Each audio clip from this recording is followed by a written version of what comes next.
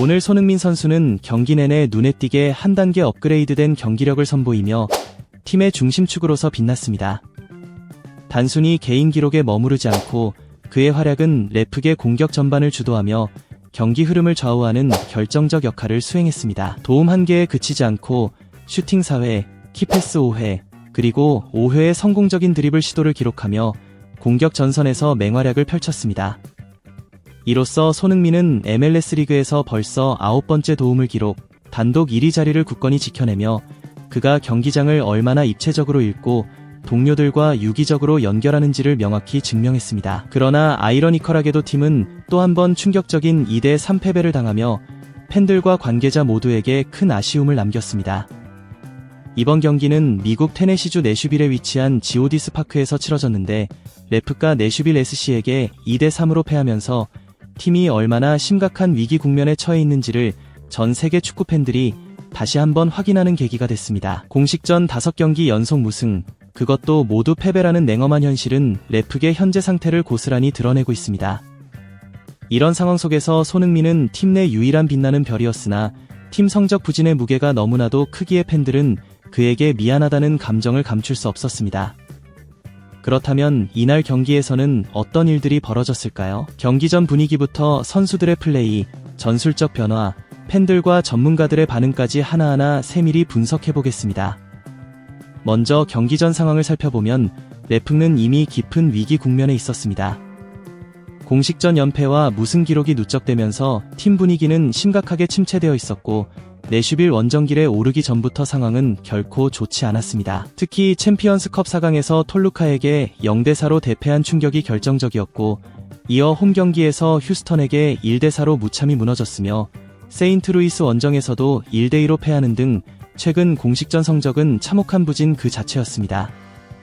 반면 상대인 내슈빌 SC는 동부 컨퍼런스 1위를 달릴 만큼 강력한 전력을 자랑했습니다. 최근 리그 6경기 연속 무패 행진으로 최고의 폼을 유지하고 있었고 특히 루키 골키퍼 브라이언 슈웨이크는 홈경기에서 단 한 번도 패배하지 않을 정도로 견고한 수비를 이끌고 있는 핵심 선수였습니다. 그의 존재가 내슈빌의 수비 조직력을 더욱 탄탄하게 만들면서 경기 내내 자신감 넘치는 플레이가 이어졌습니다. 감독 마크 도스 산토스는 이날도 익숙한 4-3-3 포메이션을 들고 나왔습니다.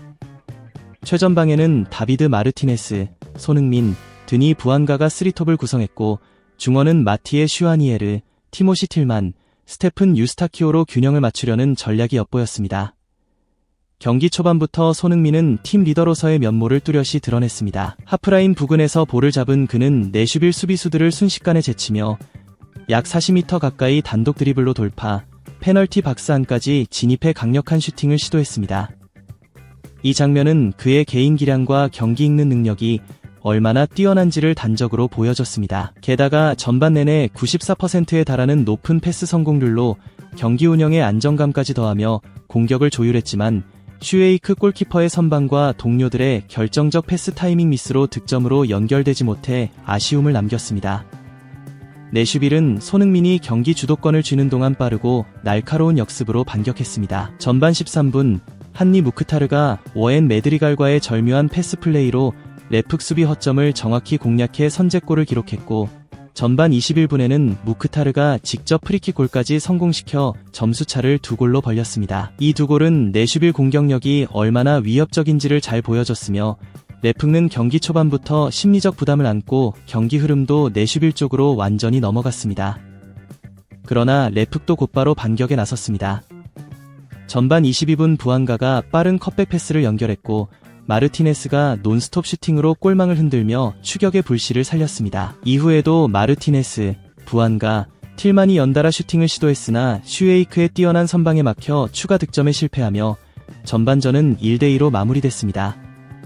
후반전은 상황이 더 어려워졌습니다.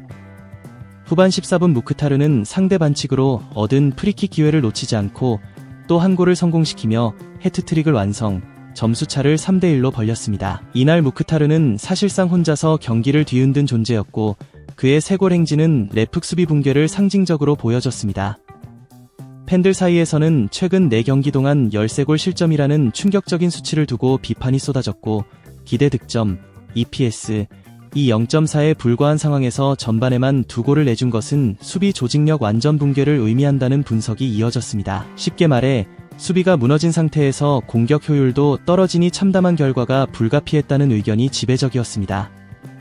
그럼에도 불구하고 이 절망적인 순간에 손흥민의 존재감은 빛났습니다. 후반 23분 1대3으로 뒤진 상황에서 손흥민이 왼쪽 코너킥 키커로 나서났고 빠른 킥을 골문 앞에 정확히 배달했습니다. 이 택배 코너킥은 부안가의 머리를 맞고 골대로 빨려 들어가 2대3으로 점수를 좁히는 데 성공했습니다. 이 도움으로 손흥민은 MLS 리그에서 9번째 도움을 기록, 단독 1위 자리를 더욱 굳건히 했으며 콘카카프 챔피언스컵 포함 공식전 시즌 기록은 2골 16도움이라는 경이로운 성과에 도달했습니다. 전반 내내 94%의 패스 성공률, 4명의 수비수를 제친 돌파, 그리고 완벽에 가까운 코너킥 도움까지 손흥민이 이날 경기에서 팬들로부터 최고 평점을 받은 것은 당연한 결과였습니다. 그의 플레이는 팀 내 유일하게 제 역할을 완벽히 수행한 모습이었으며 그가 없었다면 패배 이상의 참혹한 결과가 나왔을지도 모른다는 생각을 들게 했습니다. 하지만 이날 팬들의 비판이 집중된 선수들도 있었습니다. 바로 티모시 틸만과 다비드 마르티네스입니다. 틸만은 공을 잡으면 너무 느리게 움직이고 패스도 늦게 내줘 패스 루트가 막히는 일이 빈번했습니다. 팬들은 틸만이 손흥민에게 패스만 했어도 무조건 득점이었다는 의견을 쏟아냈으며 공격형 미드필더로서 역할이 너무 부족하다는 비판이 이어졌습니다. 수비형 미드필더로는 괜찮지만 공격형으로는 형편없다는 평가가 많았고 감독은 계속 틸만을 공격형으로 기용하는가? 라는 의문도 제기됐습니다. 마르티네스 역시 패스 타이밍을 놓쳐 손흥민에게 연결돼야 할 결정적 기회를 여러 차례 놓쳤다는 점에서 비판을 받았습니다. 팬들은 마르티네스는 하이라이트 영상에만 관심 있는 선수 같다. 팀을 위한 선수가 아니다라며 손흥민에게 최소 3차례 쉬운 골 기회가 있었는데 주변 선수들이 모두 자기 슛만 하려는 모습에 분노를 터뜨렸습니다. 결국 손흥민과 부안가가 추격의 불씨를 살렸지만 팀은 2대3으로 패하며 공식전 5연패라는 참담한 성적을 기록했습니다. 챔피언스컵 포함 최근 공식전 4연패, MLS 내 3연패, 5경기 연속 무승이라는 성적표는 단순한 일시적 부진이 아닌 시스템적 문제와 구조적 위기를 명확히 드러내고 있습니다. 내슈빌전을 앞두고 한 매체는 4경기 연속 무승에 빠진 레프는 심각한 슬럼프에 빠졌다라고 진단했고 경기 후에는 5년 만에 팀 역사상 최악의 흐름이라는 혹평이 쏟아졌습니다. 이런 상황에서 도스 산토스 감독은 후반 교체 카드로 오르다지를 최전방에 세우고 손흥민을 측면으로 내리는 이중 전술 변화를 시도했으나 팬들은 손흥민을 왼쪽에 세우면 마치 죽는 병이라도 걸린 것 같다. 감독의 전술 운용에 강한 비판을 쏟아냈습니다. 월드컵 휴식기를 기점으로 도스 산토스 감독 경질과 새로운 감독 선임을 요구하는 경질론 이 폭발적으로 확산되고 있습니다. 한편 최근 한국 팬들 사이에서는 홍명보 감독의 발언이 도스 산토스 감독에게 적잖은 충격을 줬다는 이야기가 돌고 있습니다. 손흥민의 활용법을 둘러싼 논란이 월드컵 직전 민감한 시기와 맞물리면서 클럽과 대표팀에서 손흥민의 포지션과 역할이 상반되어 복잡한 상황이 이어지고 있습니다. 클럽에서는 손흥민을 창조적 플레이메이커로 활용하지만 동료 선수들의 이기심으로 득점 기회가 제대로 만들어지지 않고 있으며 대표팀에서는 손흥민의 포지션과 역할에 대해 끊임없는 토론과 고민이 이어지고 있습니다. 결국 팬들이 손흥민에게 미안함을 느끼는 이유는 명확합니다. 그는 이날 경기에서도 최고의 경기력을 보여줬음에도 불구하고 팀 부진 속에서 홀로 빛난 외로운 별이었기 때문입니다. 40m 단독 드리블, 94% 이상의 패스 성공률, 정확한 택배 코너킥으로 만든 리그 9호 도움과 팀 내 최고 평점까지 손흥민은 팀에서 유일하게 완벽히 제 역할을 수행한 선수였습니다. 반면 팀 동료들은 이기적인 플레이와 수비 붕괴로 결정적 순간마다 손흥민을 제대로 지원하지 못했고 결국 팀은 무거운 패배를 안았습니다.